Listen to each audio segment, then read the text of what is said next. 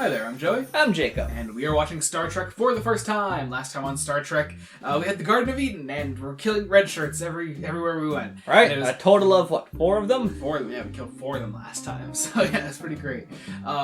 And it doesn't sound much better for the Enterprise crew this time around. Oh, Today we're no. watching an episode called The Doomsday Machine. Ah, crap. So, we're all fucked. Or we're just gonna be one of those episodes where no one dies. Maybe. Who knows? Who's to say? I guess we'll find out. So we're going to get into post-episode thoughts in a second. Be sure to join us then. We're about to watch The Doomsday Machine. So, opening the conversation on this one, The Doomsday Machine shows up on 3 of our 5 Wikipedia lists. It pops up at number 9 on Hollywood.com, number 4 on Entertainment Weekly, and number 1 on Newsweek. Really? It is the final number 1 spot in those lists. So, yeah, you can see why. It's a damn good episode. It's a good episode. It's a damn good episode, yeah. Definitely up there in my ranking. Yeah. Just strong concept, great execution. Yeah, totally. I don't know. You mentioned after when we finished watching the episode, like when the credits started rolling, you were like, they went up against a force of nature, pretty much. Yeah. That's all they went up against. It was a force of nature they could stop if they had enough power. Mm-hmm. The Doomsday Machine, which doesn't even actually have a proper name. Like, they're just like, hey, if we call it the Doomsday Machine. It's just that present. Comes from another galaxy, right? Yeah, galaxy. Another galaxy. We don't even know like who created it, where it came from. It was created by someone, which knowing the time what they compared it to towards the end, they compared it to the H-bomb. We can only imagine some regular guy just thought of the Doomsday Machine and was like, yeah, that could be useful. But it has to. But this was obviously was used in a war that was like way bigger than we would have made the H-bomb for. Yeah, exactly. But like, hey, they're like, hey, it could be useful. I didn't realize just how dangerous it was. I really love that idea. I thought that was fascinating. But what I also thought was fascinating was the inciting incident in this episode is that they find a destroyed solar system, and they also find a destroyed Starfleet ship. It's called the Constellation, and they go aboard this ship.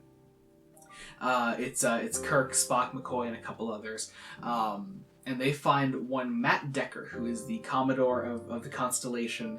And he is the most fascinating character, I think. Mm-hmm. Like, I don't know. I don't think I'd watched like, a whole episode focused around Matt Decker like this one was, like other than this. Well, I also think... But also I would love to see the actual events leading up to the Doomsday Machine. Oh, yeah. They'd be depressing as all hell. Oh my god, yeah. Like, I would just follow the Constellation in its final days before its entire crew was murdered. Right? Because, I mean, also remember, like, he would have probably been a completely different style of commander before the massive shell shock of all 400 crew members crying out for help. Oh, definitely. I regretfully didn't look up the actor's name before we started recording, but fantastic performance on his end. I especially love the first scene when you see him. It's first off, McCoy injects him with something, because McCoy's always just injecting people with shit. It seems to always be some form of adrenaline just to keep them awake and keep them alive. Yeah,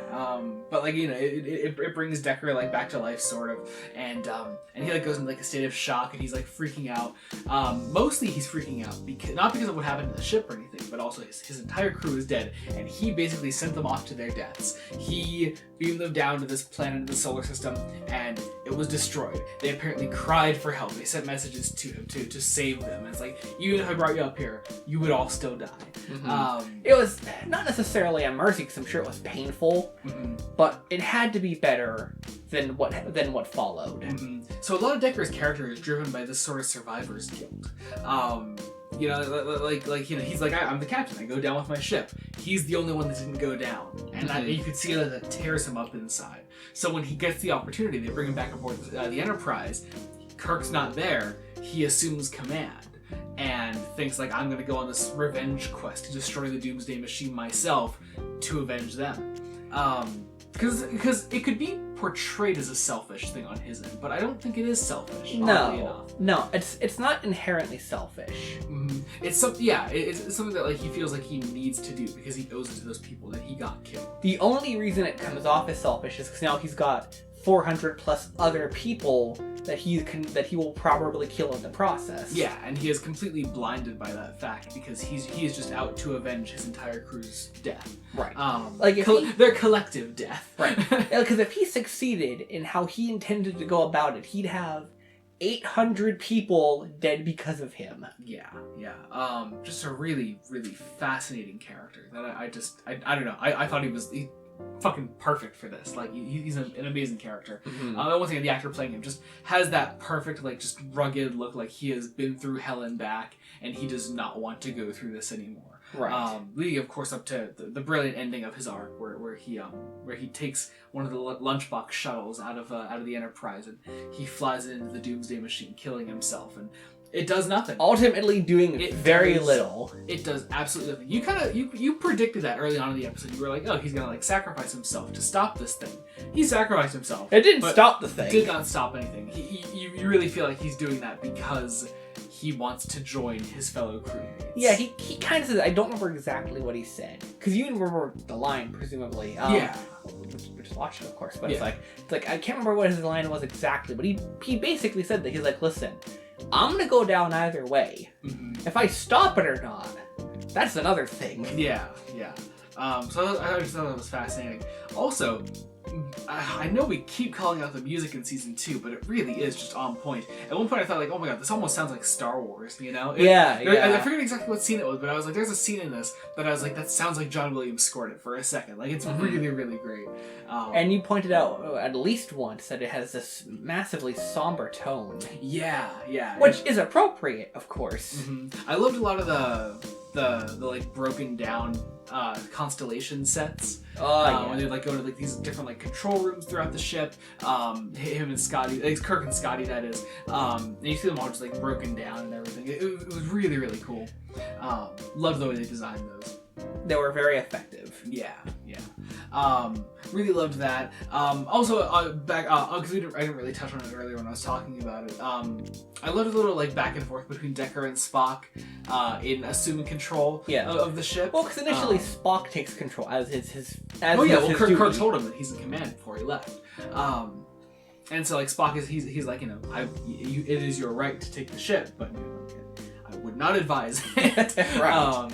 And so actually like McCoy's input then, because McCoy was like, well, I could legally declare this guy unfit for command here, you know, but you need an actual like you need to actually like run a test, you need to do a diagnosis, and so he doesn't actually get the chance to do that. So Decker forces McCoy to leave. I just really like that little sequence there. It's really cool. And then of course when Spock ends up contacting Kirk later on, that's when Kirk is finally able to get control of things again.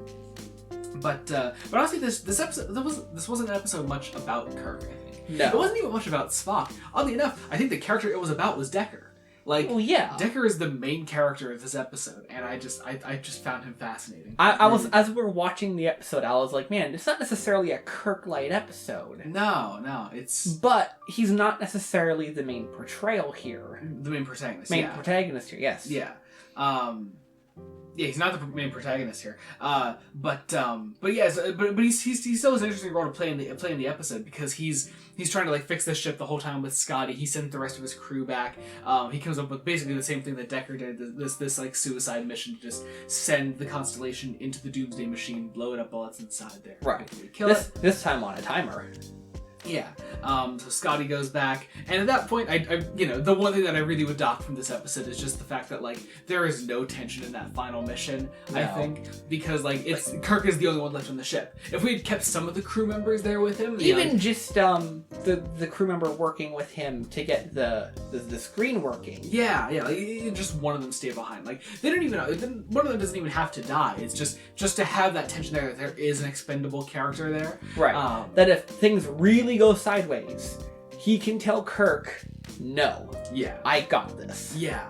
I will ensure this mission goes as planned. Yeah. But because of that, Kirk is the only one left there, and so there's not really much tension there. It is really close, though. They made it way closer than I thought they would. Yeah. And they get Kirk back on the ship, and it's just a great moment. It's really triumphant. I like that. And also, I just like the little touch that Kirk is, of course, going to say that Deckard died in the line of duty, which makes sense. Which isn't necessarily. We've done that with a character before. Who did we say that about? Brave New World. Where No Man Has Gone Before Me. In one of the first few episodes. Remember it was. Yeah. That makes sense. Okay. What's his name? Gary. Yeah. Right? Gary. Yeah, that sounds right. Yeah. I think it was Gary. I don't know. This is a while ago. Yeah, that's a while ago now. That's a while ago. Anyway, I guess that about does it. That was the Doomsday Machine. Thank you all so much for watching. I guess be sure to join us next week when we continue Star Trek: The Original Series. Until then, this has been Joey Morgan. I'm Jacob. Goodbye.